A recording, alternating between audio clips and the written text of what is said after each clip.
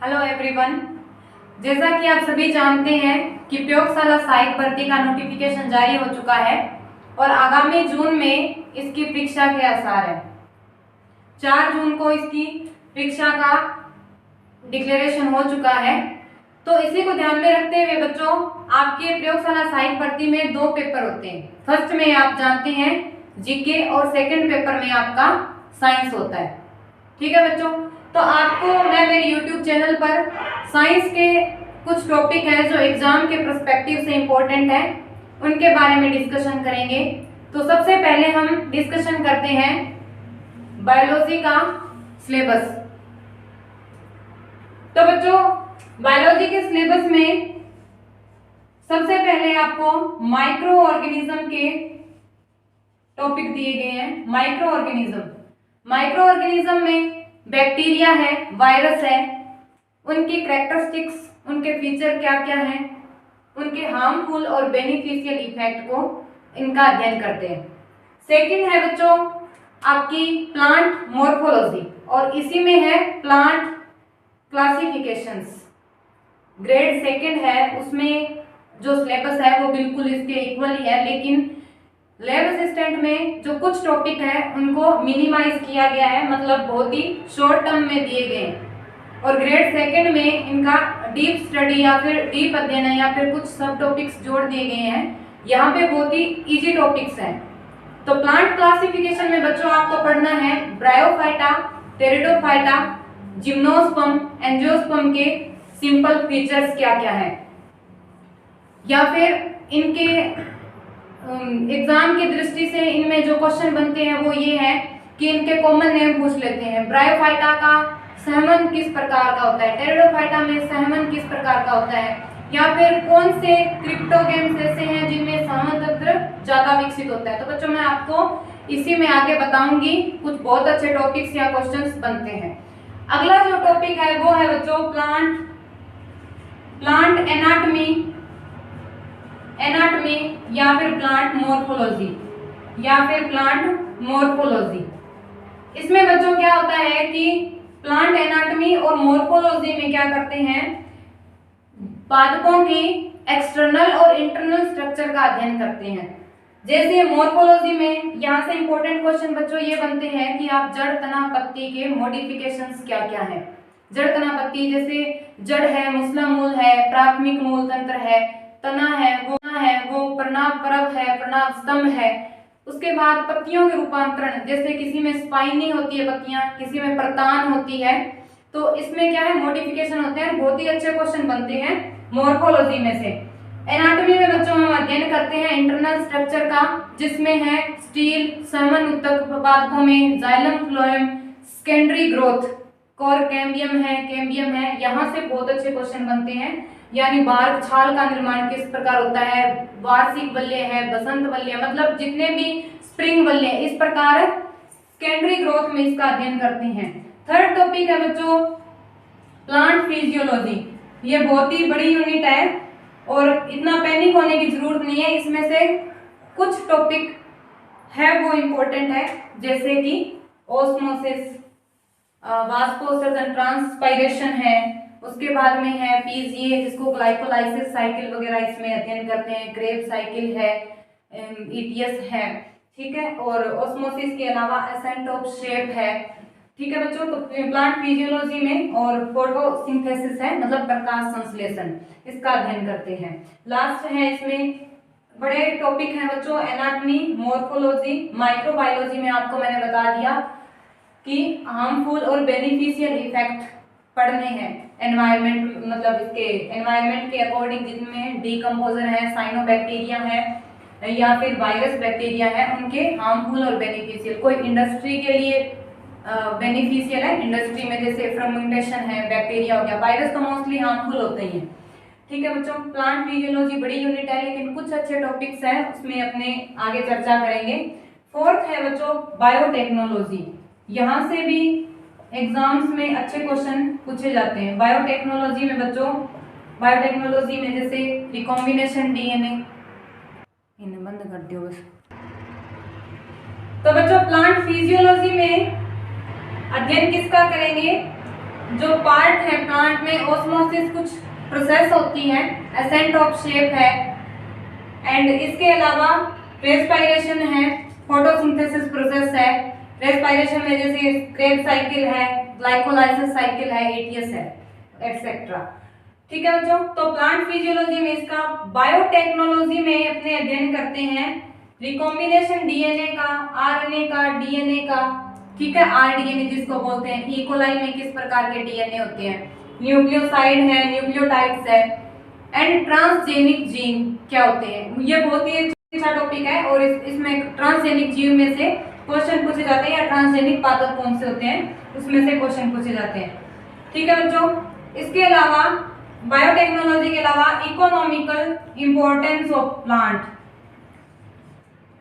Economical importance of plant. इसमें बच्चों क्या है कि जितने भी पादप हैं, यानी कि धान्य फसलें हैं, ड्रीवर्स है मतलब पेय पदार्थ है, मेडिसिन्स है, ठीक है, उनका अध्ययन करते हैं। मतलब उनकी अध्ययन में क्या कि मेडिसिन्स पादप के कौन से भाग से प्राप्त होती है, जैसे सिनकोना सोमनिफेरम, ठीक है, कुनेन जो प्लांट है, उसके अलावा पेपेवर सोमनिफेरम है, अफीम प्लांट है, तो वो पादप के कौन से भाग से प्राप्त होती है और इसका उपयोग क्या है, मतलब उसका बेनिफिट क्या है मेडिसिन्स के लिए।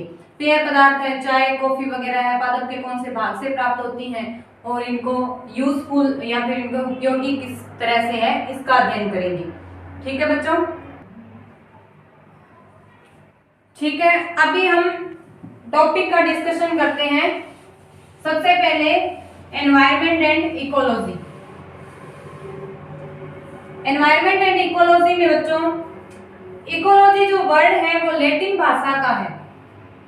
आइकोस का मतलब होता है हैबिटेट या फिर हाउस, और लोगोस का मतलब होता है इसका अध्ययन। ठीक है, इकोलॉजी जो वर्ड है वो दिया था इंस्टन हेकल ने, और इकोलॉजी, फादर ऑफ इकोलॉजी है रिटर। स्टूडेंट्स, इकोलॉजी का मतलब होता है, आप सिंपल तरीके समझो, एनवायरनमेंट में प्रेजेंट जितने भी प्रेजेंट जैविक और अजैविक घटक का पारस्परिक संबंध किसके साथ, एनवायरनमेंट के साथ क्या है, इकोलॉजी। बहुत सारे साइंटिस्ट ने अध्ययन किया है, जैसे कि father of Indian ecology professor Ramdev Mishra ने अध्ययन किया है इकोसिस्टम पर, कि एनवायरनमेंट में, एनवायरनमेंट का मतलब है कि एक इकोसिस्टम जिसमें जैविक और अजैविक घटक होते हैं, उनका संबंध एनवायरनमेंट के साथ किस प्रकार होता है, वो कहलाता है इकोसिस्टम। अब एक इकोलॉजिकल हायरार्की है जिसको क्या बोलते हैं, दी हुई है कि जीव, जो जीव क्या होता है, एक कोशिकीय हो सकता है, बहुकोशिकीय, जैसे कि प्लांट और एनिमल। कोई भी बच्चों ऑर्गेनिज्म है वो एक कोशिकीय है, बहुकोशिकीय है, जैसे शैवाल एक कोशिकीय भी है और बहुकोशिकीय भी है। प्लांट हो गए, एनिमल्स में स्टूडेंट्स क्या हो गया, वर्टिब्रेट और इनवर्टिब्रेट, जो एक कोशिकीय भी हैं और बहुकोशिकीय भी हैं। इन ऑर्गेनिज्म में मतलब जीवों में जनन से क्या बनता है, पॉपुलेशन बनती है, और पॉपुलेशन से बनती है कम्युनिटी यानी कि समष्टि।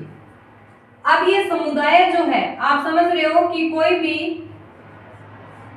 स्थान या तो पहाड़ी हो, हिल हो, या प्लेन मैदान हो, ठीक है, या फिर डेजर्ट हो, उन पर समुदाय क्या होते हैं, मतलब ऑर्गेनिज्म है वो प्रजनन के द्वारा समुदाय विकसित करते हैं, डेवलप करते हैं, और यही समुदाय मतलब कोई हिल पे रह रही है, कोई मैदानी इलाकों में, कोई मरुस्थल में रह रही है, ये स्पीसीज आके जाकर क्या बनती है, समष्टि का निर्माण करती है। स्टूडेंट, आपको मैं बेसिक समझा रही हूँ, उसके बाद में जो आपके टॉपिक है एनवायरमेंट इकोलॉजी में, वो ये है कि एनर्जी ऑफ फ्लो। इंपॉर्टेंट जो टॉपिक आपके सिलेबस में दिए हुए हैं वो है biogeological cycles, environment pollutions and natural resources, जैसे ग्लोबल वार्मिंग है, कि ला एल नीनो इफेक्ट है, ठीक है, ओजोन इफेक्ट है, या डिलिटेशन है मतलब ओजोन का क्षरण। इस प्रकार के जो टॉपिक है वो आपके इकोलॉजी और एनवायरनमेंट में आगे चर्चा करेंगे। ये आपको बेसिक बता रही हूँ ताकि डिफिकल्ट है वो या फिर डिफिकल्टी है वो थोड़ी इजी हो जाए। उसके बाद में है समष्टि, मतलब कोई भी समुदाय है वो किसका निर्माण करता है, समष्टि का, और एक समष्टि है वो इकोसिस्टम का निर्माण करती है। इकोसिस्टम में जैविक और अजैविक घटक होते हैं। एक पारिस्थितिक तंत्र, एक इकोसिस्टम जैविक और अजैविक घटकों से मिलकर बना होता है। जैविक घटक कौन से हो गए स्टूडेंट, जो लिविंग ऑर्गेनिज्म है, जैसे पादप है, जीव है, एनिमल्स है, मतलब जीव जंतु है, पादप है। और जैविक घटक में आते हैं डीकंपोजर जो अपघटक है, जिनको क्या बोलते हैं, अपघटक। ये भी जैविक घटकों में आते हैं क्योंकि इनके द्वारा ही एनवायरनमेंट है वो क्या रहता है, सेफ रहता है। यानी डीकंपोजर को सफाई कर्मी कहते हैं कि इनके द्वारा ये एनवायरनमेंट है वो सेफ रहता है। मतलब विभिन्न प्रकार के जो वायरस बैक्टीरिया हैं उनको डीकंपोज कर देते हैं, एनवायरनमेंट को व्यवस्थित रखने का कार्य करते हैं। अजैविक घटकों में आपको अजैविक घटकों का मैं डिटेल नहीं करवाऊंगी, लेकिन है इसमें क्या है, टेम्परेचर है, लाइट है बच्चों, सोयल है, ठीक है, सोयल है और विंड है, एंड अदर जो फैक्टर है वो किस में आते हैं, अजैविक घटकों में। इनका इफेक्ट भी, इनको वातावरणीय फैक्टर कहते हैं, इनका इफेक्ट भी एनवायरनमेंट या इकोसिस्टम पर पड़ता है। इकोसिस्टम के बाद जब एक इकोसिस्टम कंप्लीट डेवलप हो जाता है ना, उसके बाद में क्या बनाता है, बायोम। बायोम एक ऐसी संरचना या फिर इकोसिस्टम है जिसमें प्रजातियां निवास करती है, स्पीसीज है, वो फेवरेबल और अनफेवरेबल कंडीशंस में रहती है और एक बायोम का निर्माण करती है। बायोम आगे चलकर निर्माण करता है किसका, बायोम बायोस्फीयर का, यानी कि जैव मंडल का। तो स्टूडेंट, एक एनवायरनमेंट में 4 घटक होते हैं। पहला होता है लिथोस्फीयर। एनवायरनमेंट 4 घटक से मिलकर बना होता है, यानी कि कौन कौन से, लिथोस्फीयर यानी कि स्थल मंडल, उसके बाद है हाइड्रोस्फीयर यानी कि जल मंडल, हाइड्रोस्फीयर जल मंडल, और एटमॉस्फेयर यानी कि वायुमंडल, और बायोस्फीयर का मतलब हो गया जैव मंडल जिसमें सभी जीव निवास करते हैं। ठीक है बच्चों, तो अभी क्या बताया कि इकोलॉजी क्या है, जीवों का पारस्परिक अध्ययन, किसके साथ, एनवायरनमेंट के साथ, इकोलॉजी कहलाता है। इकोलॉजी वर्ड है एरिस्टन हैकल ने दिया था। फादर ऑफ इकोलॉजी रिटर है, और father of Indian ecology professor Ramdev Mishra. ये एक इकोलॉजिकल हायरार्की है, इसमें एक ऑर्गेनिज्म है। एक बच्चों टर्म होती है एनवायरनमेंट में सक्सेशन, जिसको बोलते हैं अनुक्रमण। तो इस अनुक्रमण के द्वारा ही इकोसिस्टम का निर्माण होता है। बहुत ही अच्छी टर्म है, और इसमें से क्वेश्चन ये पूछे जाते हैं कि सक्सेशन, पूर्वगामी सक्सेशन क्या होता है और पश्चगामी सक्सेशन क्या होता है, यानी कि पूर्वगामी अनुक्रमण और पश्चगामी अनुक्रमण और इसका महत्व, और ये किस प्रकार से एक इकोसिस्टम का निर्माण करता है। एक इकोसिस्टम आगे चलकर बायोम बनाता है जिसमें विभिन्न स्पीसीज अपने एनवायरनमेंट की फेवरेबल और अनफेवरेबल कंडीशंस में रहती हैं, और एक बायोम मिलकर बायोस्फीयर का निर्माण करता है, यानी कि जैव मंडल का। और एक एनवायरनमेंट में स्थल मंडल, जल मंडल, वायुमंडल और जैव मंडल होता है, और इसी के द्वारा ही एनवायरनमेंट का कंप्लीट डेवलपमेंट होता है। ये यहाँ एनवायरनमेंट कंप्लीट पोजीशन में होता है। ठीक है बच्चों, इसके बाद में अगला टॉपिक होगा अपना इकोसिस्टम, यानी कि पारिस्थितिक तंत्र। हम अब इसी कड़ी में आगे बढ़ रहे हैं। आपको आज मैं बेसिक बता देती हूँ, उसके बाद में हम इसमें जो सब टॉपिक है उनका अध्ययन करेंगे। पहला है बच्चों, इसमें आपके सिलेबस में दिया है एनर्जी ऑफ फ्लो, यानी कि एक इकोसिस्टम में एनर्जी का फ्लो किस प्रकार होता है। दूसरा है बायोजियोलॉजिकल साइकिल। इसमें nitrogen cycle, carbon cycle, sulphur cycle, oxygen cycle, hydrogen cycle यानी जल चक्र का आपने अध्ययन करते हैं। उसके बाद में बच्चों एक टॉपिक टर्म है छोटी, जैसे कि फूड वेव और फूड चेन। फूड वेव और फूड चेन फोर्थ टॉपिक है इसमें आगे, जहां से आपको याद हो बायोलॉजिकल इकोलॉजिकल पिरामिड्स पूछे जाते हैं, यानी कि आपको बता देंगे कि एक वन या फिर स्थल का या फिर एक चारागाह है का, ग्रासलैंड का पिरामिड किस प्रकार का होगा, ऊर्ध्वाधर होगा या अपवर्ड होगा, मतलब इस तरह से पूछा जाता है। समुद्र के पिरामिड्स को भी पूछ लिया जाता है। ठीक है बच्चों, तो अभी हम पांचवा टॉपिक इसमें कौन सा आएगा, फूड वेव के बाद फूड चेन और इकोलॉजिकल इम्पोर्टेंस। इकोलॉजिकल इम्पोर्टेंस किस प्रकार से अध्ययन करते हैं इसको दिखाया जाता है। नंबर 6 में इकोसिस्टम में नाइट्रोजन, कार्बन, सल्फर, ऑक्सीजन और हाइड्रोजन, फूड वेव और फूड चेन, बायोजियोलॉजिकल साइकिल और एनर्जी फ्लो। उसके अलावा नेचुरल रिसोर्सेस, ग्लोबल वार्मिंग,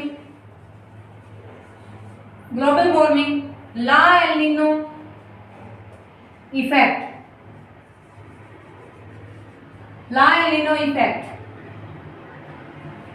और एनवायरमेंट पोल्यूशन। और 7th जो है सस्टेनेबल डेवलपमेंट गोल। ये स्टूडेंट्स बहुत ही अच्छा टॉपिक है एग्जाम के पर्सपेक्टिव से, यहाँ से क्वेश्चन पूछ लिए जाते हैं।